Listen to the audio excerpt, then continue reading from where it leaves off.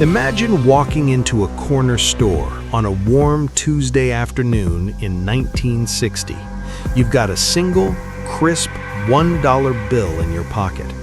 To most of us today, that's pocket change. It's the crinkled bill you find in the couch cushions, or the change you leave in the take-a-penny jar because it's not even worth the weight in your pocket. But in 1960, that dollar was a superpower. With that one bill, you could sit down at a diner and order a massive steak dinner, a side of buttery mashed potatoes, a fresh salad, and still have enough left over for a slice of apple pie and a hot cup of coffee. If you were a kid, that dollar was an absolute kingdom. It bought you 10 movie tickets, or 20 large candy bars, or a stack of comic books that would take you all week to finish. Today, if you walk into a store with that same dollar, you're lucky if you can find a single pack of gum. Most vending machines won't even wake up for it. We're told that this is just how things are. We're told that prices go up and that's just life. But have you ever stopped to ask, why?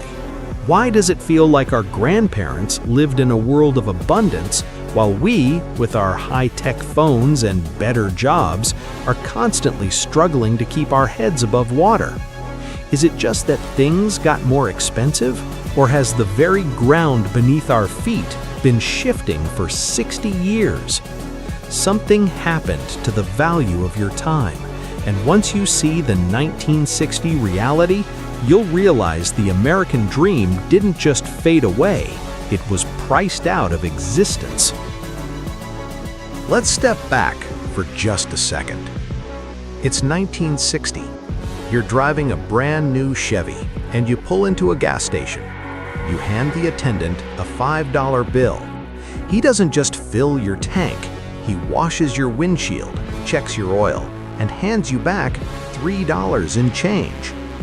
Gas is 31 cents a gallon. You head home to a 3-bedroom house in a quiet suburb. It's got a yard, a garage, and a white picket fence. The total price for that entire house, roughly $12,000. If you're making the average salary of about $5,600 a year, that house isn't a crushing debt that takes 30 years of stress to pay off. It's a goal that you can reach in just a few years of honest work. In this world, financial stress meant something completely different. The father goes to work, the mother stays home with the kids, and yet they are thriving. They aren't rich, they're just middle class. But that middle-class life included a new car every few years, a color TV, and a family vacation every single summer. A single bag of groceries full of milk, eggs, bread, and fresh meat cost about $5. Think about that. 1 hour of work at a basic job bought enough food to feed an entire family for 2 days. There was a sense of breathing room. You didn't need a side hustle.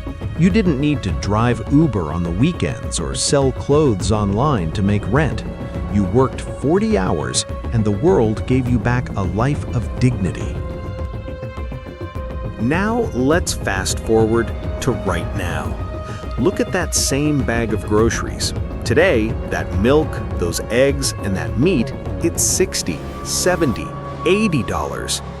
That starter home in the suburbs, it's not $12,000 anymore. In most of America, it's $400,000. But here's the part that really hurts. Our salaries didn't keep up with the jump. If our wages had grown at the same rate as the cost of housing, the average worker today would be making $200,000 a year. But they aren't. Instead, we are working harder than our grandparents ever did. We are more productive. We have better tools. We work longer hours. Yet we feel poorer. We feel like we're running a race on a track that keeps getting longer while the finish line stays just out of reach. We're told that we have it better because we have iPhones and high-speed internet. But you can't live inside a smartphone. You can't eat a Netflix subscription. The things that actually matter, the things that define a stable, happy life, have become luxury items for the elite. It feels unfair, because it is unfair. Something happened to the link between our labor and our rewards. Between 1960 and today, the gravity of our economy changed, and the weight fell entirely on your shoulders. Most people assume this is just inflation. They think it's just a natural law of the universe, like the seasons changing or the tide coming in. But that's only part of the story. If you look closely at the history, you'll notice that for a long time, prices stayed relatively flat. For decades, a dollar bought almost the same amount of bread. Then suddenly, the line on the graph broke. What really changed wasn't just the price of the milk or the house. What changed was the very definition of the dollar itself. There is a specific reason why your grandfather could support a family of 5 on a single paycheck, while you might be struggling to support yourself on 2. And it's not because you're buying too many lattes or because you aren't working hard enough. It's because the contract between your work and your money was quietly rewritten without anyone asking for your permission. The truth is, the money in your pocket today isn't the same money they used in 1960. It looks the same, it has the same faces on it, but the mechanics under the hood were replaced with something else entirely. To understand why your dollar feels like a nickel, we have to look at the smoking gun. We have to look at the exact moment the American dream was decoupled from the American paycheck. And once you see what happened in the dark corners of the 1970s, you will realize that everything you were taught about saving money was a lie. The rules of the game changed, and it's time you saw exactly how they did it. So, we're standing there, looking at the 1960s with a mix of envy and confusion. We see the $12,000 house, the 30-cent gas, the single-income family living a life of absolute abundance. And then we look at our own bank accounts, and we wonder, did we do something wrong? We're told that we're living in the most advanced age in history. We have more degrees, more technology, and more wealth on paper than any generation before us. But why does it feel like we're losing ground? The truth is, it wasn't a slow, natural change. It wasn't just the way things go. Something shifted. A fundamental gear in the American machine was swapped out for another, and most people didn't even notice it happening. It started with a tiny gap, a small space between what you were producing and what you were actually getting to keep. And over the last 50 years, that gap has grown into a canyon. To understand what happened, we have to look at a simple concept. Back in 1960, there was a deal. If you worked harder and the company you worked for became more productive, your paycheck grew right along with it. It was like a pair of gears locked together. As the economy moved forward, the worker moved forward. But then, right around the early 1970s, those gears uncoupled. Suddenly, American workers kept getting more productive. We got faster, we got smarter, we used better machines, we were making more stuff and more profit for the world than ever before. But the paycheck? It stopped following the curve. It flattened out. While the cost of a home, the cost of a car, and the cost of a steak dinner kept climbing into the stratosphere, the real value of an hour of your life stayed stuck in the past. And here is where it gets interesting. Because we couldn't buy that 1960s lifestyle with our actual wages anymore, we started doing something else. We started using credit. In 1960, if you wanted something, you saved for it. Credit cards were barely a thing. You bought what you could afford. But as our wages stopped growing, the system offered us a solution. They gave us plastic.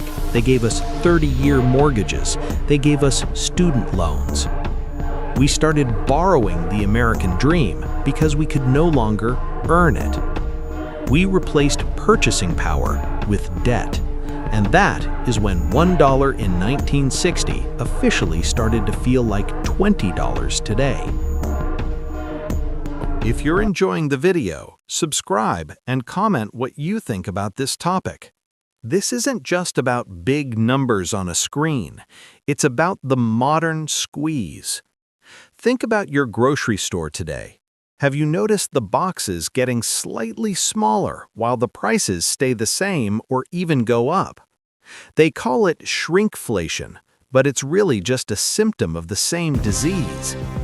In 1960, $1 was a store of value. You could put it under your mattress, pull it out 10 years later, and it would still buy roughly the same amount of bread.